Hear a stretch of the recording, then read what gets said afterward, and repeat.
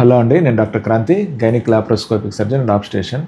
ఇవాళ మీకు బీపీ గురించి చెప్తాను. ఆల్రెడీ ఇంతకుముందు వీడియోస్ కూడా బీపీ గురించి చెప్పాను. కానీ ఈరోజు టాపిక్ వచ్చి బీపీ ఒకసారి వస్తే నెక్స్ట్ ప్రెగ్నెన్సీలో బీపీ వచ్చే ఛాన్స్ ఉందా లేదా అనే టాపిక్ గురించి చెప్తాను. ఈ బేబీ వాళ్ళ మదర్కి ఈ baby fifth pregnancy. First 3 pregnancies ఆమెకి 7th మంత్ 8th మంత్లో డెలివరీ అయిపోయింది. దానికి కారణం బీపీఏ.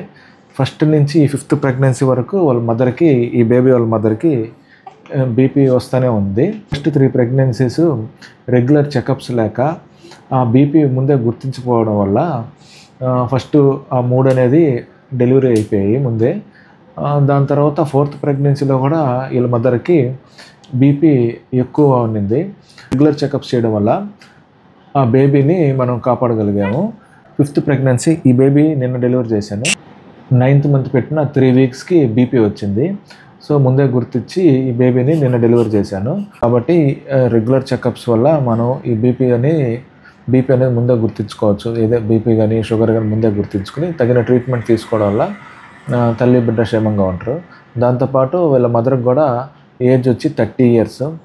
30 years దాటాక హై రిస్క్ 30 years దాటిన తర్వాత తెచ్చుకునే ప్రెగ్నెన్సీస్లో బీపీ కానీ షుగర్ కానీ వచ్చే అవకాశాలు ఉంటుంది.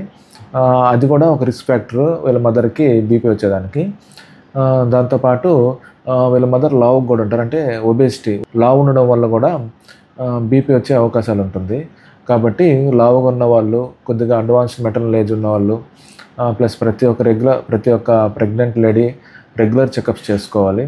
ఈ విధంగా లావుగా ఉన్న వాళ్ళు రెగ్యులర్ వాకింగ్ చేసుకోవడం వల్ల కానీ, రెగ్యులర్గా ఇంట్లో ఎక్సర్సైజ్ చేసుకోవడం, ప్లస్ డైట్ మేనేజ్మెంట్ చేసుకోవడం వల్ల బీపీ వచ్చే అవకాశాలు కూడా తగ్గుతుంది.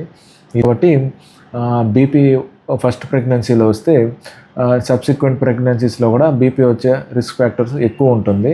కాబట్టి ఇంతకు ముందు కూడా చెప్పిన ఈ బేబీ వాళ్ళ మదర్ ఆ 5 ప్రెగ్నెన్సీస్ కూడా బర్త్ స్పేసింగ్ లేదు. బర్త్ స్పేసింగ్ అంటే బేబీకి మధ్య ఉన్న ఏజ్ గ్యాప్ని బర్త్ స్పేసింగ్ అంటారు.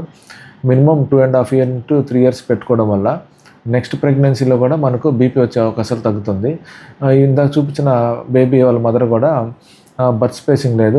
బేబీకి మధ్య ఇంచుమించు 1 year కన్నా తక్కువ గ్యాప్ ఉంది. ఈ బేబీకి వాళ్ళ సిస్టర్కి మధ్య ఏజ్ గ్యాప్ కూడా 1.5 year ఉంది.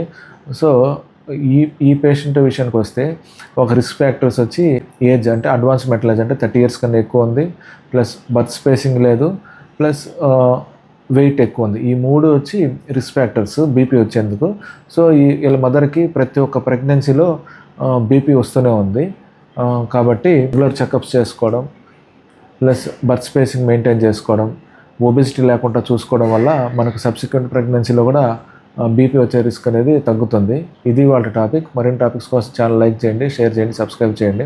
ఏమైనా టాపిక్స్ కావాలన్నా కింద కామెంట్ చేయండి. ఆ టాపిక్స్ గురించి మీకు తప్పకుండా ఒక వీడియో చేస్తాను. Thank you.